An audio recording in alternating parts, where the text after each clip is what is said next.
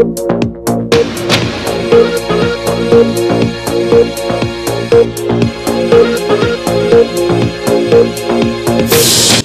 इस वक्त हम शहबाज शरीफ हॉस्पिटल में आए हैं डॉक्टर मखदूम साइमा इरम का इंटरव्यू के लिए। यहाँ पर क्या मसाइल हैं क्या नहीं हैं, इसके हवाले से हम डॉक्टर मखदूम साइमा इरम से सवाल करेंगे, जवाब भी लेंगे। यहाँ के क्या मसाइल हैं और उनके आने से क्या उन्होंने यहाँ पर तब्दीलियाँ लेकर आई हैं।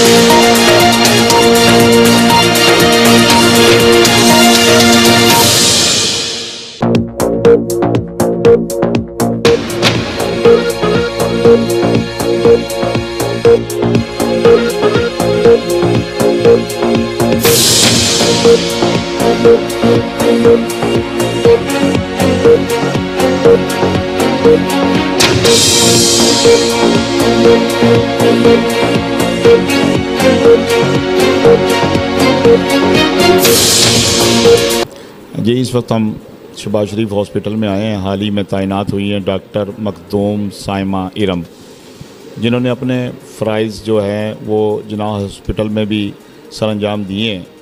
अब इनके पास और बड़ी ज़िम्मेदारी आ गई है, जो कि एमएस के ये अपने फ़राइज़ सर अंजाम देंगे डीएचक्यू में। हम डीएचक्यू में मसाइल के हवाले से और फैसिलिटीज़ जो इन्होंने दी हैं, क्या तब्दीलियाँ की हैं, इनके हवाले से हम इनसे पूछेंगे इनकी ज़बानी। डॉक्टर मखदूम साइमा इरम जी। अस्सलाम वालेकुम। थैंक यू, आपने मुझे इस प्लेटफॉर्म से बोलने का मौका दिया।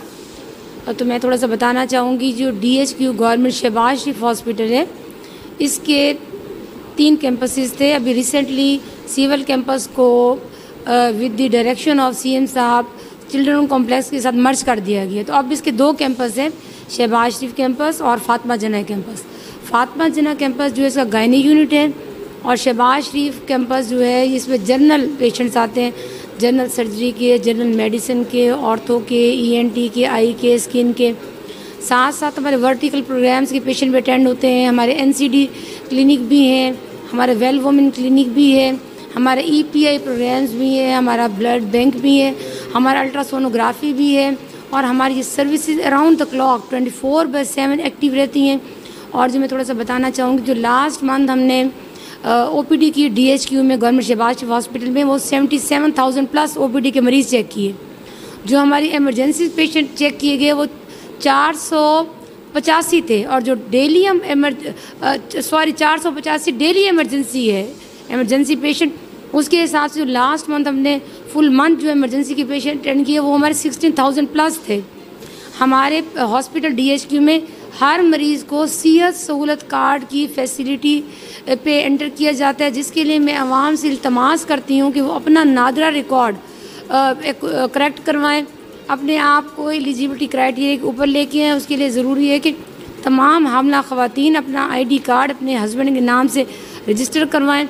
वो फैमिलीज़ जिनमें अगर कोई बेटा शादीशुदा है तो वो उस फैमिली ट्री से आउट हो जाता है, उसे भी अपने आप को अलग फैमिली रजिस्टर करवाना चाहिए।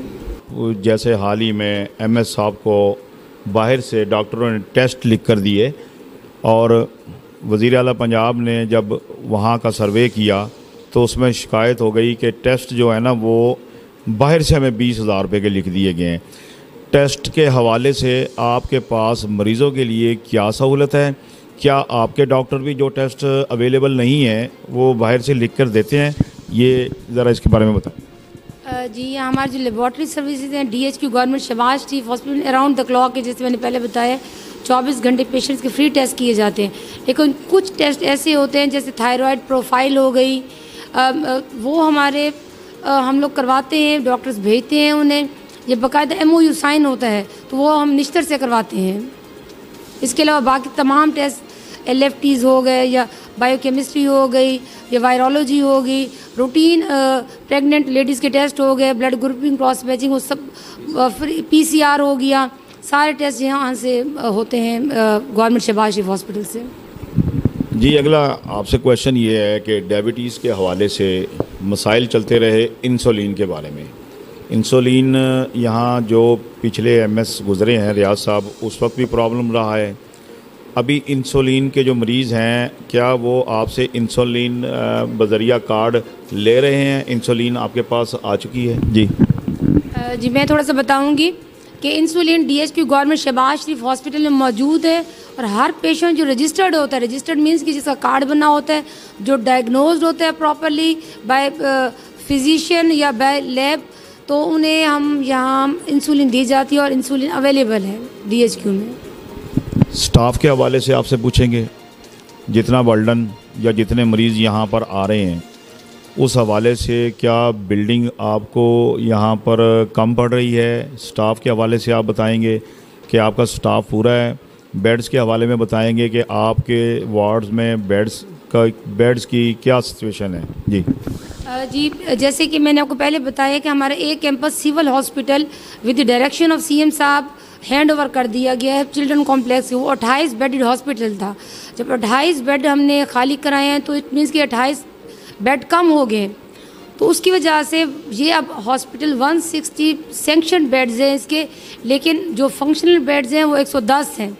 तो उसके लिए मैं हुकूमत से इल्तमास करूँगी, क्योंकि ये hospital centre of the city में है और ये बर्डन बेयर कर रहा है निश्तर का भी, तो इसके नंबर ऑफ़ बेड्स इंक्रीज़ किए जाएँ और नंबर ऑफ़ बेड्स इंक्रीज़ होंगे तो ज़्यादा से ज़्यादा पेशेंट मुस्तफ़ीद होंगे।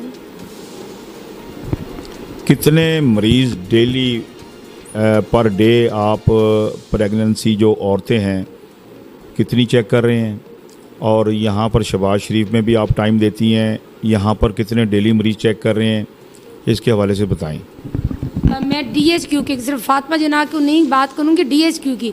DHQ शहबाज शरीफ में डेली बेसिस पे हम 3000 प्लस OPD कर रहे हैं, 3000 से ज़्यादा, जिनमें से हमारे 350 से 400 हमारे गायनी यूनिट के पेशेंट होते हैं। उसके अलावा जो बाकी जनरल मेडिसिन, सर्जरी, ENT, आई, स्किन, ये पेशेंट्स होते हैं। ये 3000 प्लस डेली हमारा DHQ का OPD है।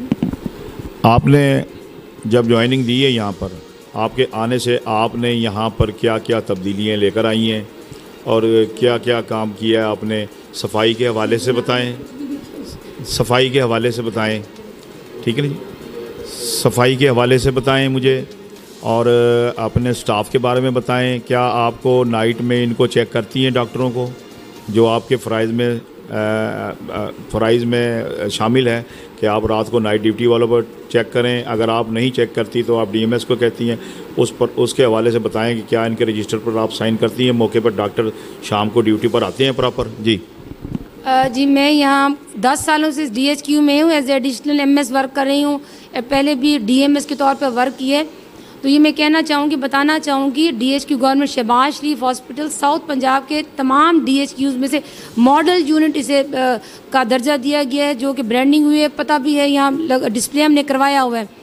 उसमें ये कि यहाँ की जो DHQ की टीम है, तमाम कंसल्टेंट्स की, तमाम डॉक्टर्स की, तमाम स्टाफ की, NMS टीम होगी, जिसमें आउटसोर्स वर्कर्स हैं, ये एक टीम है जिसमें देखिए अगर टीम का एक बंदा भी गलत काम करे, मीन्स की टीम स्टार्ट होती है 0 ग्रेड से लेकर 20 ग्रेड तक।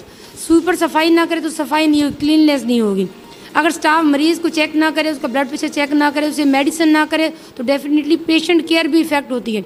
तो यहाँ मैं और मेरे तमाम AMS DMS की टीम, हम तीनों शिफ्ट्स में अपने पेशेंट्स को बेड टू बेड विज़िट करते हैं, बाकायदा पेशेंट से इंक्वायर करते हैं कि क्या आपको यहाँ इंडोर की एडमिटेड पेशेंट को दवाई फ्री मिली है या नहीं, क्या आपसे हमारे स्टाफ ने गुड बिहेवियर रखा है या नहीं, आपकी केयर कैसी है। और इसके साथ साथ मैं पर्सनली तौर पर ख़ुद अपने तमाम स्टाफ को गुड बिहेवियर ट्रेनिंग करवाती हूँ, जिसमें हम ट्रेनिंग में बताया जाता है कि हमारा रवैया मरीज़ों से, उनके लवाकिन से खुश इखलाक होना चाहिए, खंदा पेशानी से पेश आना चाहिए। क्योंकि बीइंग अ पेशेंट अगर मैं भी कहीं जाऊँ तो इस बात की तवक्को रखूँगी कि डॉक्टर या कोई अमला मुझसे भी अच्छे तरीके से पेश आए, और आधा मर्ज़ हमारा खुश इखलाकी से पेश आने से ख़त्म हो जाता है। मैडम आखिरी सवाल आपसे करेंगे, वो ये है कि एक तो आप ये बताएं कि भाई आपके जो गार्ड्स यहाँ ड्यूटी दे रहे हैं क्या उनको सैलरी प्रॉपर दी जा रही है। दूसरा ये कि आपने साइकिल स्टैंड का जो है विज़िट किया है और उसमें साइकिल स्टैंड का जो भी ठेकेदार है या कंसर्न है वो आने वाले साहिलीन से कितने पैसे चार्ज कर रहे हैं, क्योंकि इसका भी निश्तर में बहुत बड़ा इशू रहा है।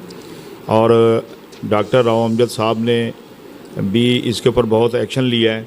अब उन्होंने मेरा ख्याल 10 रुपये मेरा ख्याल मोटरसाइकिल लगाई है, 5 रुपये उन्होंने जो है ना वो साइकिल लगाई है। इसके हवाले से यही कानून आप पे भी लागू होता है या इसका प्रोसेस कोई अलहदा से है, इसके बारे में आप बताएं। आपने साइकिल स्टैंड का विज़िट किया है? जी सर, मैं of and on cycle stand का विज़िट करती हूँ, क्योंकि ज़ाहिर गाड़ी वहीं से आती है तो डेफिनेटली मैं अपनी टीम के साथ वहाँ जाकर विज़िट करती हूँ। वहाँ मैंने बाकायदा तौर पर रेट लिस्ट डिस्प्ले करवाई हुई है और पेशेंट्स या उनके अटेंडेंट से भी हम फीडबैक लेते रहते हैं कि आपसे कितने चार्ज किए गए हैं। जब रेट लिस्ट डिस्प्ले है तो ये आवाम का भी फ़र्ज़ बनता है, अगर रेट लिस्ट को बग़ैर पढ़े ओवर चार्जिंग दे तो आवाम का भी है। कल बल्कि एक बंदे से मैंने इंटरव्यू लिया तो उन्होंने कहा कि बाजी आपने यहाँ 10 रुपये लिखवाए हुए, मैं तो 20 रुपये दे रहा हूँ, बेचारे गरीब लोग हैं। मैंने कहा अगर आप खिदमत खल के तौर पे देना चाहते हो दें। हमने रेट लिस्ट डिस्प्ले करवाई हुई है और आवाम को भी चाहिए कि रेट लिस्ट के हिसाब से पेमेंट करें। जी, जैसा कि डॉक्टर मखदूम साइमा इरम ने बताया कि हमने जो है वो 10 रुपये जो है ना वो रेट लिस्ट के मुताबिक वहाँ पर बोर्ड्स भी चस्पा किए हुए हैं। 10 रुपये से ज़्यादा अगर कोई भी आपसे चार्ज लेता है तो वो मेरे 24 घंटे दरवाज़े खुले हैं और वो मुझसे शिकायत कर सकते हैं। इंशाल्लाह ताला आने वाले मरीज़ का भी इजाला होगा और जो ज़्यादा चार्ज ले रहे हैं उनके ख़िलाफ़ भी एक्शन किया जाएगा। जी, आपने गुफ्तगू सुनी और मसाइल डिस्कस किए। हमारे साथ डॉक्टर ज़ीशान बुखारी साहब भी हैं जो फोकल पर्सन हैं। वो उनकी भी ज़िम्मेदारी है हॉस्पिटल के मामलात को देखना। हम इनसे गुफ्तगू करते हैं कि इनकी क्या ज़िम्मेदारी है यहाँ पर और ये क्या चीज़ देखते हैं, कौन से वार्ड के मुतल्लिका दवाइयों के मुतल्लिका क्या हैंडल करते हैं। जी, अस्सलाम वालेकुम। जी वालेकुम सलाम। मैं यहाँ पे तकरीबन 1.5 साल से यहाँ पे काम कर रहा हूँ और यहाँ पे मेरी जो ज़िम्मेदारी होती है वो होती है मेडिकल फ्लोर को देखना और इसके अलावा मैं फोकल पर्सन हूँ। डिफरेंट जो वर्टिकल प्रोग्राम्स होते हैं हमारे उनके हवाले से जो है ना उसको मैनेज करता हूँ। नहीं, सेकंड टाइम ये प्रोग्राम्स जो है ना हमारे ये सिर्फ मॉर्निंग शिफ्ट के हैं, ठीक है, इसके बाद ये क्लोज होते हैं। कैमरा टीम के साथ साथी reporter Rana Javed Iqbal, scene 1 crime news, Multan.